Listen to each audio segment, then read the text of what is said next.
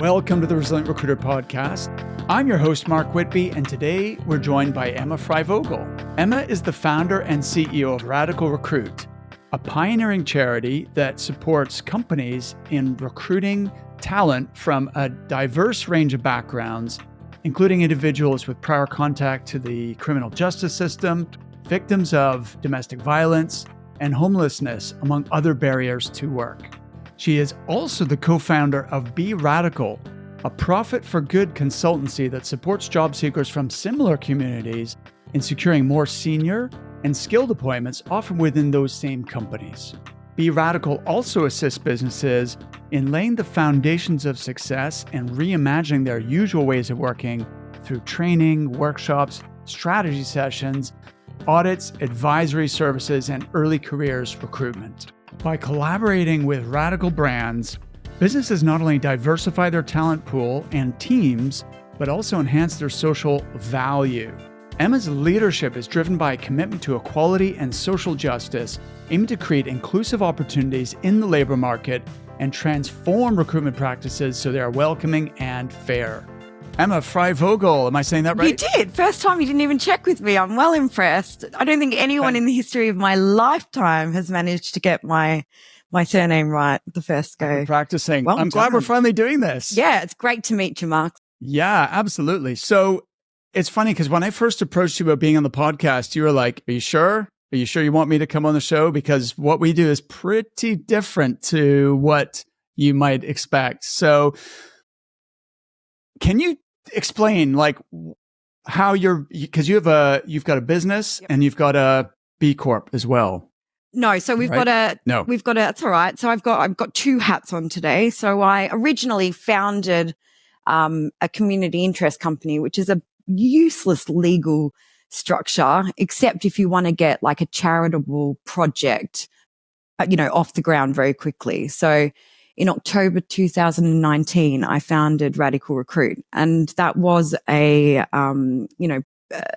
social enterprise that supported people who were furthest from the labor market to find jobs that sort of aligned with their recruitment preferences and would make really great use of their many skills and would offer sort of, places of work where they could really belong and opportunities sort of to progress their careers. And what we did was we wrap everyone in support, the candidate and the client, to ensure that the candidates were work and interview ready and the clients were what we call sort of radical ready. So they'd really thought about the recruitment processes that our candidates would go into, as well as things like how to start them really well and support them to develop and flourish in their careers. So that organization sort of started out very accidentally. I not quit my job. I actually got sacked, Mark. Okay. I was working for another organization who did similar work, but just with female ex-offenders. And that was sort of like that's what propelled me into action. So 5 years on, we're now a fully fledged charity. And we work with lots of businesses, predominantly sort of big corporates who have entry-level recruitment needs and sort of wanting to diversify their talent pipelines. And then we also have Be Radical, which is kind of born out of necessity. So that's the aspiring B Corp that you've got in your head. And also the profit for good that is the lead sponsor for Radical.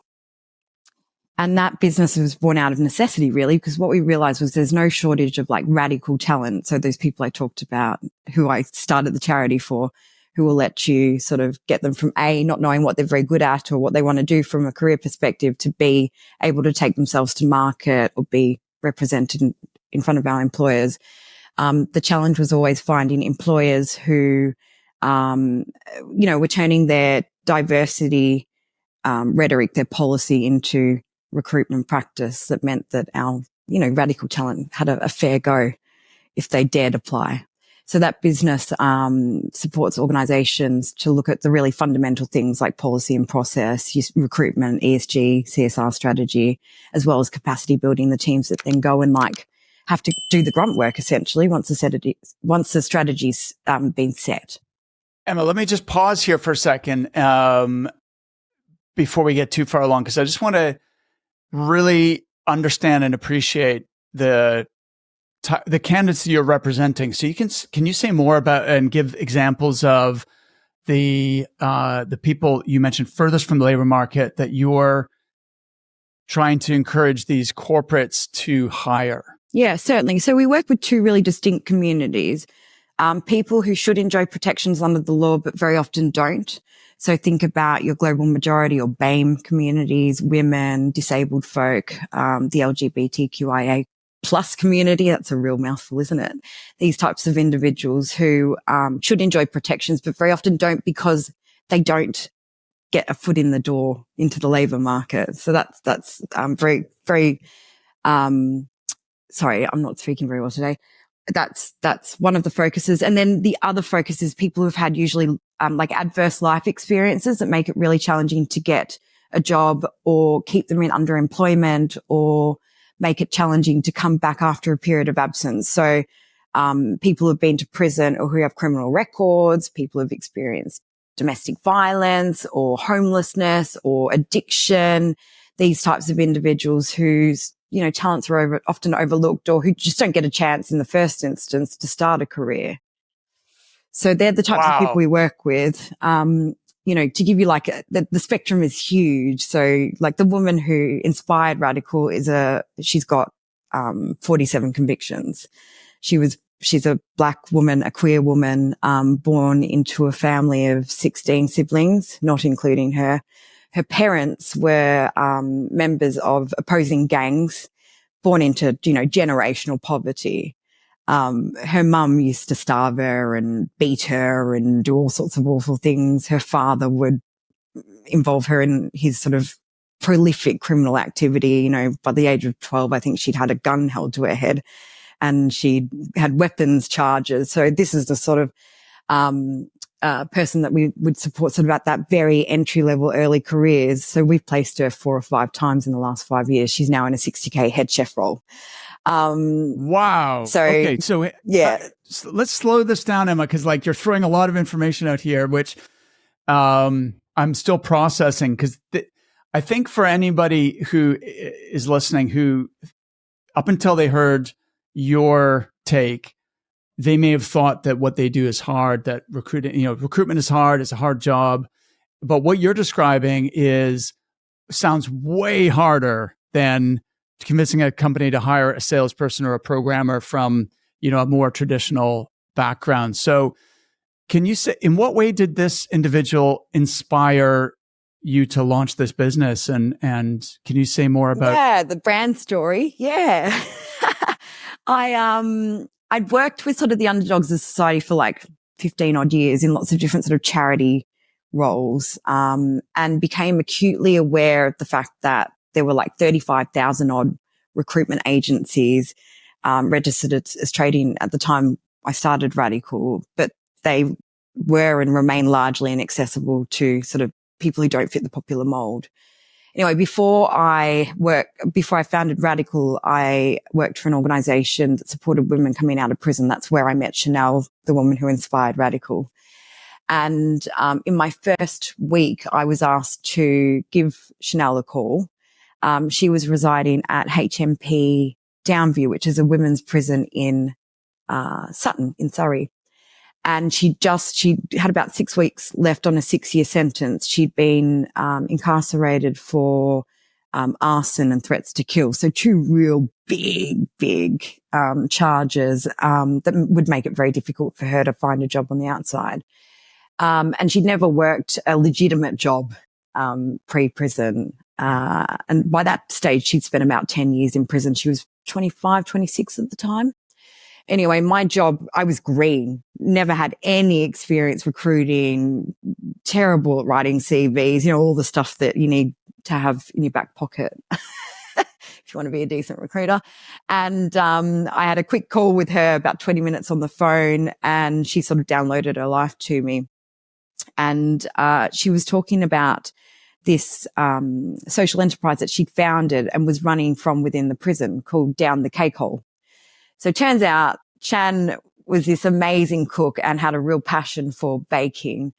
And she also had influence within the prison because she managed to convince the then governor to allow her to launch this social enterprise. And she was at the time catering events for him and other organizations coming into the prison, as well as some events outside of the prison that the prison would run. And I asked her the question, why this business? And she said, well, I wanted to leave a legacy in the prison. I wanted to ensure that I created opportunities for women who were serving life sentences to gain the skills they'd need to go out and work in hospitality post release. And that's one of the challenges with prison leavers. Very often, no one meets you at the prison gate. So that's where the real punishment starts, because you go out of the prison, you've got, a 60-pound grant or something. They'll give you a sleeping bag, a bus ticket, very often on a Friday night, and no one meets you there to support you. You've got nowhere to go, no home, no family, no friends, all this sort of thing. So really for Chanel, her only opportunity to turn her life around and sort of, come out of that cycle of offending was to secure work and all the things that work offers, dignity, obviously, but also the opportunity to go get a home and, this sort of thing. Anyway, was really, struck by sort of her motivation. I thought, that's amazing. What a great reason to do this. And I asked her if she could cater an event that I was sort of coordinating in the prison that would happen a few weeks later, which she agreed to do. So we're bringing all these employers in to do like mock interviews with the women to help them get ready for work post-release. Anyway, she desperately wanted to work in food. That was incredibly obvious. She was very clever. She had all of these skills around sort of training other people. She was running the business, all this sort of thing. And so I cobbled together what I now know to be a really shit CV. I've had lots of practice since then, and I sent it to the head of people, Ollie, at Honest Burgers. He's not there anymore, but he was there for a number of years. And I said, you've got to come meet this woman. She's amazing. Come to this event. So he came to the event and she fed him a piece of her grandmother's recipe carrot cake. And he took a bite, and the story goes, he said it was the best fucking piece of carrot cake he'd ever eaten. And he asked, what are your job prospects on release? So Sham happened to be, going to Reading to a hostel supported. I use the word supported very loosely. There was no support, but a hostel, where she would be monitored and all this sort of thing. And, that was in Reading, and Ollie happened to be opening a new restaurant in Reading, and the open date and her release date coincided. So she went from being released to prison straight to Honest Burgers for an interview in her prison attire, got offered the job, and then moved, very quickly from sort of the dish pig, to, head chef in training. And then she's moved a couple of times since then and has now got a head chef ship, which is quite amazing given that she hadn't worked a day in her life pre-prison. Wow.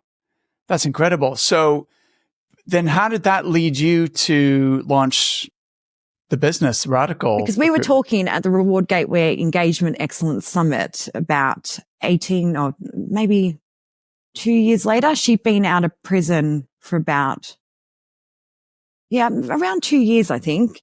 And we were telling her story from our different perspectives, Ollie, Shan and I.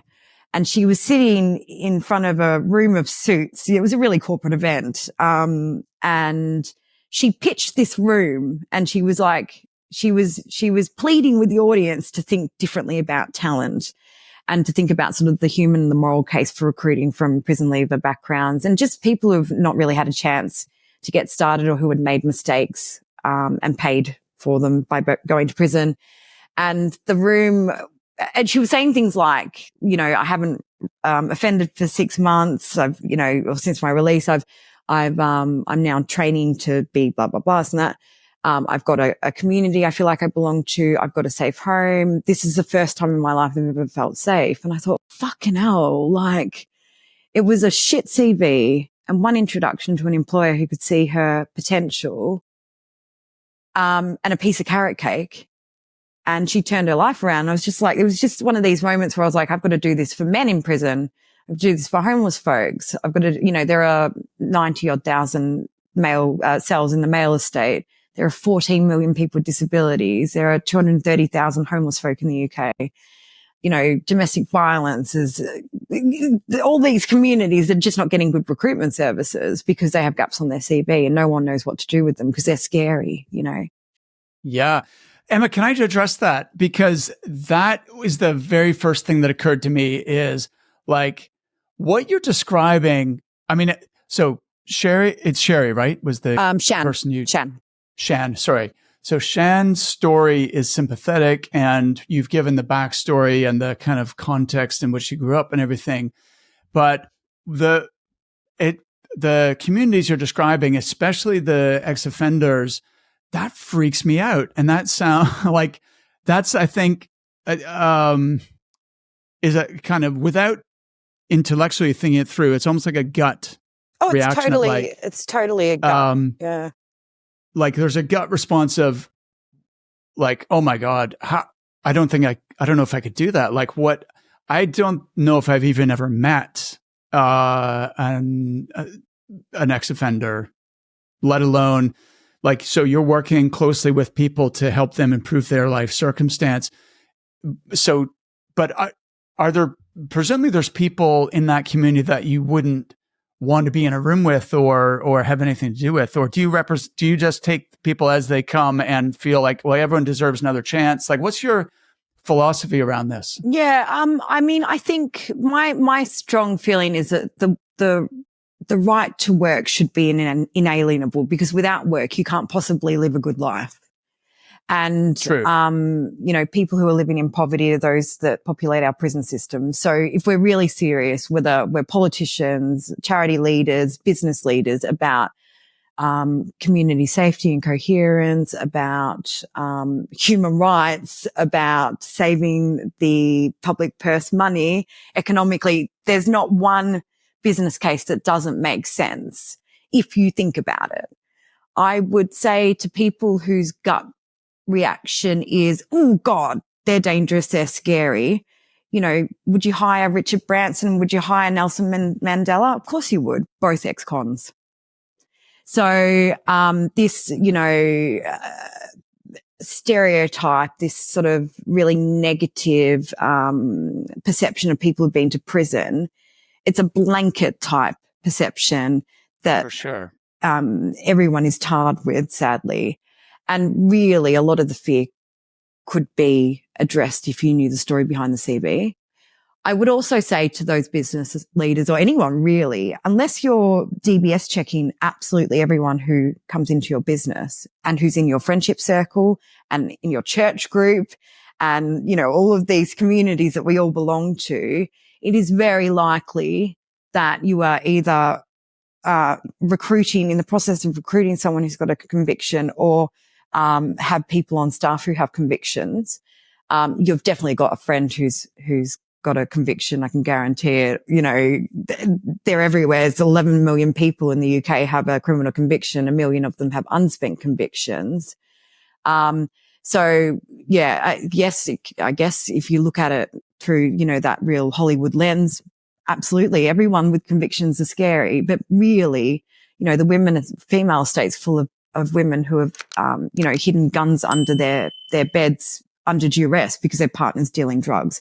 Or it could be that, you received an image that is illegal and should have been reported, but you haven't reported it.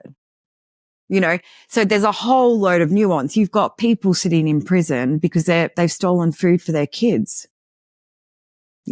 or not paid their council tax. These are the types of things that land people in prison. Ironically, people with very serious convictions are the least likely to reoffend. So statistically, if you've done 17 years for a murder, there's like a 0.004 chance that that person will reoffend because they've had the time to rehabilitate. They get huge amounts of clinical and other services to help them rehabilitate. Whereas someone who's got, say, a petty theft, they've robbed a house to feed a drug habit, they go into prison, they do their 6 months and then get spat back out into the poverty that led them there in the first place, only to reoffend again because no one will give them a job and they're still in active addiction. So if you're thinking about like that fear factor, really the more serious the offence, the less likely they are to to reoffend. Interesting. So what you're saying really, Emma, is that everyone's an individual, right? And we all have our own story, and we need to be aware of and avoid lumping whole groups of people in together. I guess that's common sense, right? And I think, before that though, you really need, if you're an employer thinking about hiring ex-offenders, people with convictions, you really need to think carefully about like how robust your processes and your policies are. You can't de-risk people. For all I know, Mark, you're a wife beater who hasn't been caught, and I'm a drug dealer. Do you know what I mean? You wouldn't know. Sure. You wouldn't know because we haven't been caught yet. For the record, I don't deal drugs, and I assume you're not a wife beater, Mark, but Correct. Do you know what I mean? So if I walk into an interview, no one's thinking, oh gosh, she's selling drugs on the side. She's shotting on Fridays. No, right. Of course not. So I think, the thing that's going to protect businesses is to ensure that you've got really robust policy and process, and people who are recruiting who have the confidence to hear a disclosure and assess the risk associated with perhaps hiring that type of person with that type of disclosure for that type of role in that type of business. You get the point, don't you? So everything sort of on a case-by-case basis is what we would encourage. I think Did you know that many of our listeners first heard of the Resilient Recruiter from a friend or colleague? Word of mouth really is the best form of advertising. So if you enjoy the show and get value from it, I'd be grateful if you would pay it forward by sharing it with others. Have a think for a moment. Who in your network might benefit from this podcast? Maybe a current or former colleague or a fellow member of a recruiting association? It would mean the world to me if you would drop them a quick email, text, or LinkedIn message with a link to the show. Thank you so much for your support. Now let's get back to the interview. I think the other thing to know is that when you're working with an intermediary or a partner, whatever you want to call it, and you're tasking them with, fishing from that pool of talent, we have really, really stringent processes in terms of vetting not only the candidate's motivation to work and their capability to do the jobs that they're applying for, but also what got them there and what the barriers are and whether or not they've taken responsibility and removed those barriers so that the likelihood of them reoffending again is reduced significantly. So, when we have a candidate, we call them radicals at our place, our candidates. When a radical comes and says, I've got a criminal conviction, we need to know that they've taken responsibility for that conviction. They've shown contrition, they've done the rehab bit, all of the things that led them there in the first place have been removed.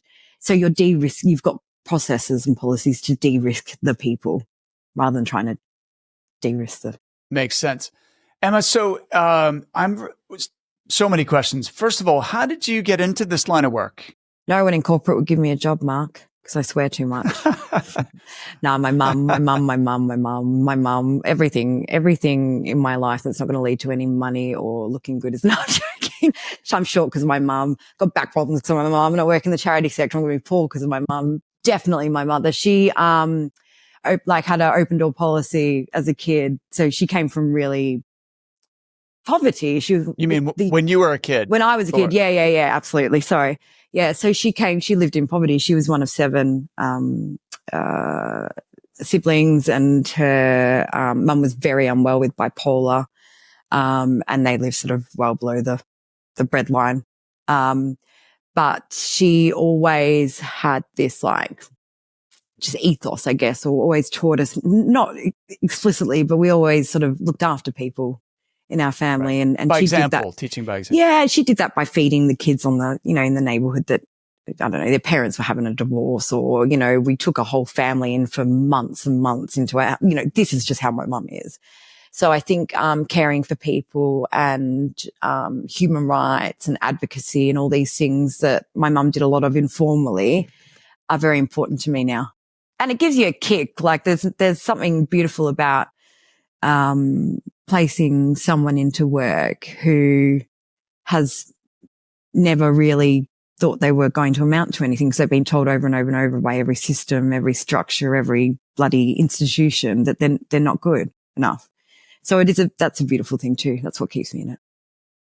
All right. It's good to understand what motivates you and inspires you. So coming back to the business then, what Okay, so Radical Recruit is a charity, right? Yep. And then you've got Be Radical, which is a profit for good consultancy. What does that mean? Yeah. So we offer three core diversity services. So we do lots of work with executive teams around strategy and a good amount of work to capacity build those who will then go and execute the strategy, focusing on leaders of radical or what would be radical people, as well as recruitment and talent acquisition folk. So lots of unconscious bias training, lots of like copywriting for diversity, this sort of thing, as well as trauma-informed leadership training. We got a whole load of different modules or workshops.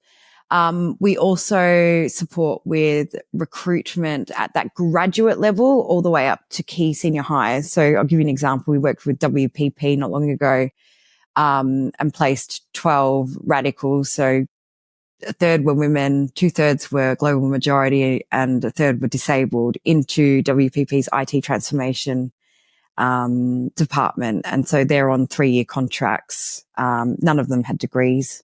Oh, a couple of them had degrees. Most of them didn't. And so we work with businesses to source talent that they're not going to find through their traditional means and support them to think about designing really engaging, empowering recruitment processes that they can all participate in regardless of their different abilities. And then we support them to sort of start well and sustain their placement. So just shy of 2 years on, 11 are still in post. And then we also do like key senior hires. So an example, we worked with a tech company, a global tech company. They had a head of inclusion program manager or a head of inclusions program. So I can't even say that. I don't know why I struggle with that every time I do it. I should rename the role really for podcast purposes, shouldn't I? Anyway, they wanted us to target people of color, disabled folk, people who have had sort of, experiences like homelessness and domestic violence. Anyway, we placed a 25-year-old care leaver who has brown skin. I'm not sure what her ethnicity is, into a role, into this 80K salary. She was on 40K in a similar role. Wow. Completely underemployed, and would never have sort of, applied to that brand had it not have been for our endorsement, because there's no way she would have got a look in if we didn't sort of apply that sort of no salary history rule that we have or policy that we have. And then the other thing we do a fair bit of is, audits. So end-to-end audits through usually, neurodivergent candidate lenses to look at that end-to-end process. Because very often what we find is that recommendations we make for neurodivergent humans are great for every human and have global applications. So we focus on disability accessibility when we do our recruitment audits. Wow, amazing. So how does this get monetized? Like, is it the corporations who are paying, and is it a tradition, like when for Radical Recruitment, are they paying an agency fee, or how's that? Yeah, so we've just recently moved to a sponsorship model for the charity. So basically what we aim to do is tailor sponsorship packages that meet the partner's needs. So for example, it might be that, we're working with Thames Water and I can't remember how much they paid. But they put some money in the pot and they got access, and we use that money to fund the employment scholarships for the radicals. And then they would have access to the alumni who have completed their employment scholarships, and then they go and recruit from that pool of talent at the very entry level. So apprenticeships, internships, entry level office roles, a lot of that, and some field roles as well. They also bundled together some leadership the radical way, which is like trauma-informed leadership training. So that was that package. We've got other clients who don't want to recruit radical talent because they're small businesses, but actually want to be doing some good. And want to, promote our brand to their networks and, all that sort of stuff. So we've got, very small one-man businesses who sponsor a radical and support that radical to move closer to the labour market. So that's a $3,000 package, 250 quid a month, buys a year's worth of support. And then there are opportunities for that radical to go and, do work placements, for example, or be mentored by the executive or whatever it is that really works for both the radical and, oh, my hair's lovely, isn't it? The radical and the business that are sponsoring. So we just sort of bundle together, whatever the sponsor needs to meet their sort of diversity or CSR or recruitment related problems. And then the other business is a sort of more traditional recruitment model. You pay for, project costs, things like this. Wow. Okay. That's super cool. And how, again, like this is a uneducated assumption that this would be challenging to sell, to get people to buy into, but like how receptive are companies to partnering with you?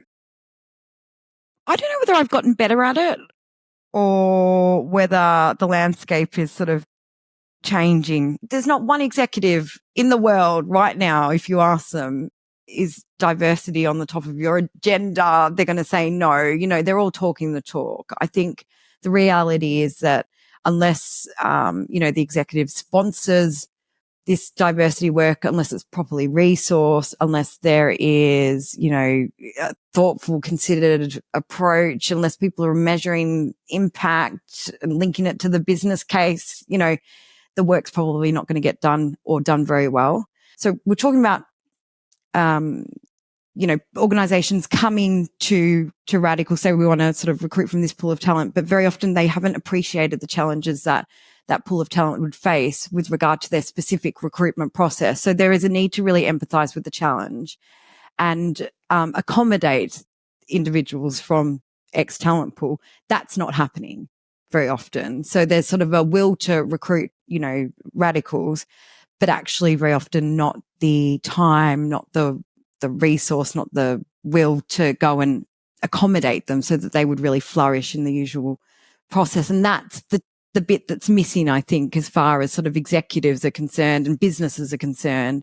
They're saying the right things, but they're not doing the work necessarily to make it happen in a really safe way for the business and in a way that's going to be awesome for the candidates that they're wanting to recruit into their teams. Absolutely. No, that makes a lot of sense. Emma, when I was researching you, and actually the way we found you is through your LinkedIn content, which is fantastic, by the way. So I would recommend anyone listening to go and check out Emma Freivogel's LinkedIn profile. But so let me spell that. It's Freivogel. And you get a huge amount of engagement. You're a great storyteller and you tell really compelling stories in a very effective way. And you get a lot of engagement on this. One that jumped out at me was something you posted about a year ago. Could you tell the story about, I think his name is Malcolm. He was a homeless person. Would you share that story? Because that was a powerful one. Yeah, Malcolm was one of the first radicals I placed. And he went into Honest Burgers, actually. So he was in that first cohort when Radical partnered with them. Yeah, Malcolm was just this sweet man. He was just, he wouldn't have said boo to a goose, very demure, very quiet, reserved, really struggled to make eye contact, just looked embarrassed all the time, And he was referred to me by a charity in Southwark. He was rough sleeping at the time, and he had the reason he ended up on the streets was actually because his father died suddenly, and his whole world just was turned upside down, and his family splintered completely and utterly after that, and he turned to alcohol to sort of numb the pain. That self-medication turned into sort of an addiction, which took over his life really. And he ended up on the streets and had been in and out of prison for squatting and all sorts of things related to street life. And when I met him, he hadn't worked. He didn't have a CV. He couldn't look at me in the eye. He was sleeping in a hostel. I wouldn't let my dog sleep in a hostel. Most hostels, they're bloody awful places, as a general rule, not very safe. I supported him for about 6 weeks on All Things Confident. And this is when I was a one-woman show. Like I was begging for referrals. Found out that he desperately wanted to work. He just didn't have any support around him. And the thing that was missing really was a home. It's very hard to get a job without a home. For sure. I can't even imagine how many obstacles that, would be in the way of you actually getting a job. So I can imagine that's a vicious cycle. What was that process that you took him through, and what was the outcome? I worked with, so the local authority set up so that homeless people should, in theory, get the support they need to come off the streets and move into, transitional sort of, or temporary accommodation and then into homes. But obviously, if you're a young man, you don't get a single man with no kids, you don't really get priority. So, there's a lot of advocacy that I did with social services, because if you don't know how to navigate the system, you don't know your rights, it's very difficult to be seen or heard in a sea of people who desperately need help. So that was sort of the first point. We did a lot of work around employability, like what is it that you're interested in? What sort of work would you like to do? What skills have you got? He's creative, so he was teaching himself how to code at some point. He was an amazing artist. I just wanted to sort of, use his hands and be creative. So cobbled together a CV, did a whole load of interview prep with the help of some amazing volunteers. Popped him in the running for a prep chef type role at Honest Burgers. He got on really well with the head chef. They hit it off, and he worked there until he was made redundant in the pandemic. We sadly lost contact after that.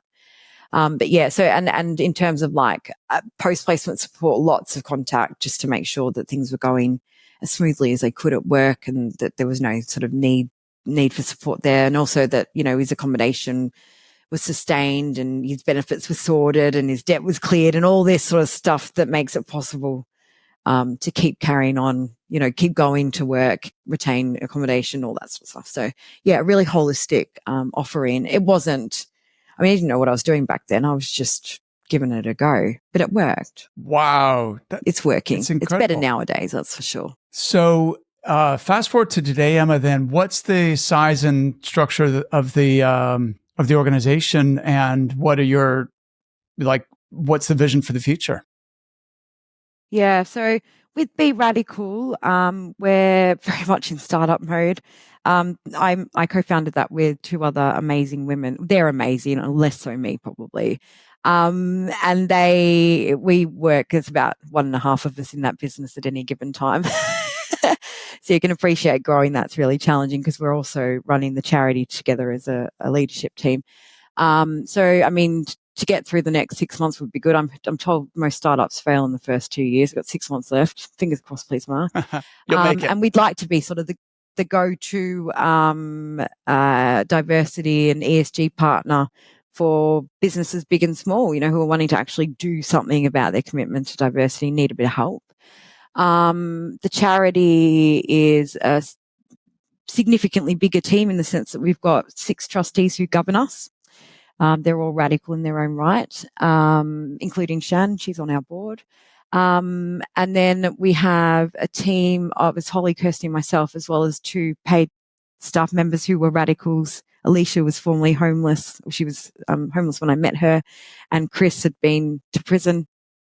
So started as radicals. They've been with me for 4.5 years. And then we've got this army of amazing volunteers. I think there's around 700 volunteers who we mobilize each week. And they're individuals who do what we call the grunt work. So we get them on Zoom calls and in-person events, and they roll up their sleeves and do mock interviews and CV surgeries and all of this really cool stuff that builds confidence and makes people feel like they're a part of a community and they're supported, and they're valuable and that they can. So that, our volunteers are the secret sauce of Radical. They're the backbone. So that's how that team is structured. Amazing. And from a leadership point of view, Emma, so what I'm looking for next are what you're doing is inspiring and quite incredible. And what I'm looking for are the parts that are transferable to other businesses, organizations, and leaders. Like, What have you learned in your journey so far that, that you think is relevant to all business owners and leaders? That's a good question.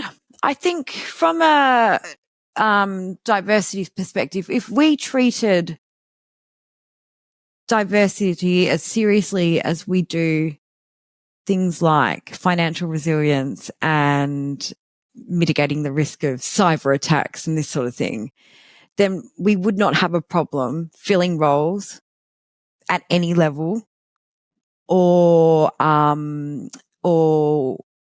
with diversity of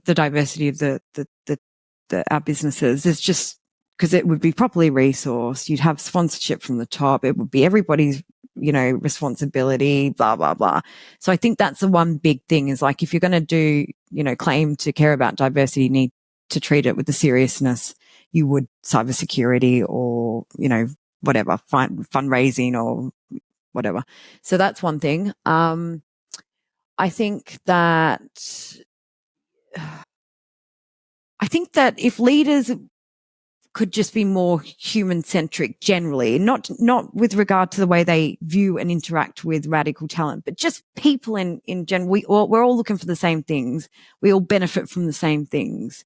So, very often we'll be working with a company, for example, and they're wanting to make their recruitment process more accessible to candidates who are neurodivergent. At the end of the audit process, we spit out all of these amazing recommendations that actually, if implemented, would benefit every single human. And if you strip it all back, what we're saying is, how can we as a business make this experience more comfortable? How can we as a business empower and enable you to fulfill your potential in this experience? In the same way that you could ask that same question for someone who's onboarding, or someone who's, at a support and supervision. It's like, how do we get the best out of you as an individual with all your needs considered, with all of your strengths considered, with all your preferences, blah, blah, blah, considered. And I think if we took that approach in business, we would have far happier teams and we would be a far happier society because we spend so much time at work. It's important to feel cared for. It's important to feel empowered and enabled, and you get far better engagement from your people. So that's another thing that I think, we should be paying more attention to. How do we get the best out of our people? Treat them like the humans they are. That is 100%. I can get on board with that for sure. Emma, this has been so interesting. How can people learn more about your work and what would be the next step if people want to reach out to you and find out more? Yeah, certainly. So, I think there's, if you're looking to recruit from radical talent pools that you're not connecting with or who aren't making it through your process, your usual process, then both businesses can help. So Be Radical supports businesses that hire talent at that sort of graduate early careers level all the way up to senior hires. The charity supports businesses who want that entry level recruitment. So in terms of recruitment, you can get in touch with me, Emma at radicalrecruit.co.uk or Emma at beradical.co.uk. I'm on LinkedIn as well. In terms of things like audits and training, again, reach out on email. That's fine, or on LinkedIn. What we tend to do is sort of have a conversation about what they think the problems are. Very often they don't know what they are. We help them define them, and then we sort of ideate solutions and ways of working. So, it generally starts a conversation. Give us a hoy. Emma, it's been so fascinating meeting you. Thank you so much. I'm glad that we made it happen, and I'm going to continue to be a fan of your LinkedIn content. So, thanks for... Thank you, mate. I'm really glad to meet you, and thanks for having me on. Thanks for watching. If you enjoyed this conversation, check out some of my other episodes. You'll see one or two suggested episodes on the screen now.